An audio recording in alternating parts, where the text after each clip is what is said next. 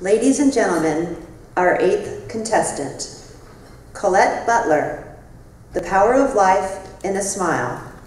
The Power of Life in a Smile, Colette Butler. Woo!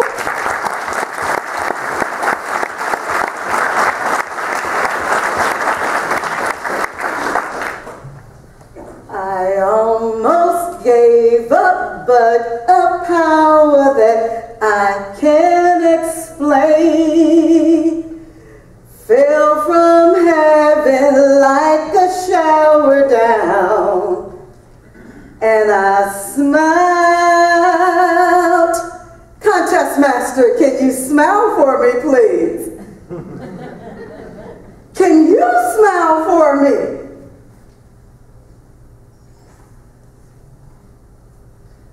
How about, okay, can you guys smile real big for me? All right, I'm going to zoom in way back there, and I would like to get a smile. Oh, hey! Wow! Can you feel life moving around in you from that smile? Smile has the power to heal. Smile has the power to produce longevity of life.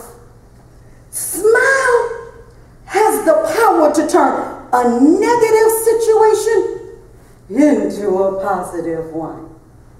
I learned from a personal experience the power of a smile when my daughter was diagnosed with a digestive disease called Crohn's. We tried multiple medications and nothing helped her. We spent the majority of our lives in hospital rooms and emergency rooms.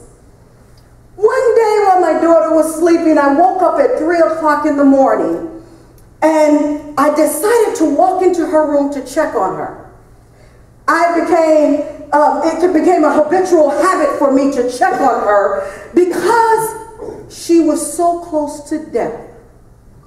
I went into her room and I looked at her chest to see if I could tell if she was alive or not.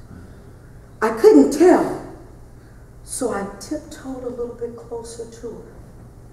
And when I moved in closer to her, I cuffed my hand over her mouth to see if I could feel the breath of life in her. At that moment, I knew that we had to make another trip to the emergency room. I took my daughter to the emergency room. They triaged her, and immediately they called for code blue. I didn't understand God. What did my daughter do to deserve this? What did she do so bad? She was so young to be debilitated year after year. Every time I looked at my daughter, I would cry. My daughter began to have constant thoughts of suicide. So whenever I looked at her or went into her bedroom to check on her, I didn't know if she was dead because of the disease or if she had died by taking her own life. Then we were afforded the opportunity to move to Jacksonville, Florida. I got my baby Nina and we moved here. And I decided, because we changed, that this provided me with an opportunity to change my thinking. I decided no longer to be a victim of our circumstance, but to be a victor. I began searching the internet. I began looking for ways to help my own baby. I couldn't depend on the hospitals. I couldn't depend on the doctors, but I had to empower me. That was a baby that God gave me. And I couldn't let her die. After we moved here come Humira, another medication that they thought was going to help her. I was in the outpatient surgery room, and I was holding my daughter in my lap because she was 27 years old and only 53 pounds. I fed her small morsels of food, and as I began to feed her, her hands turned blue. Her lips turned blue. And I decided this time that I wasn't going to cry.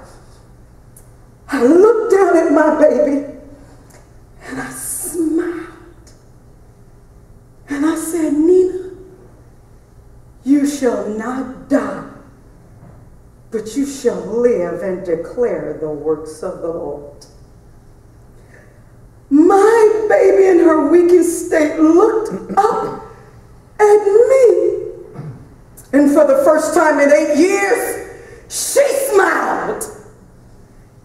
The power of life was placed back into my baby when she smiled at her mother. That was the moment that life changed.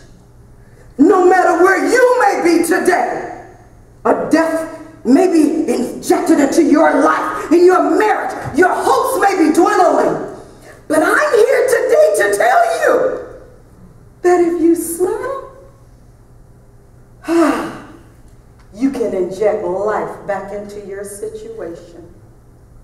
Smile through your pain and sorrow.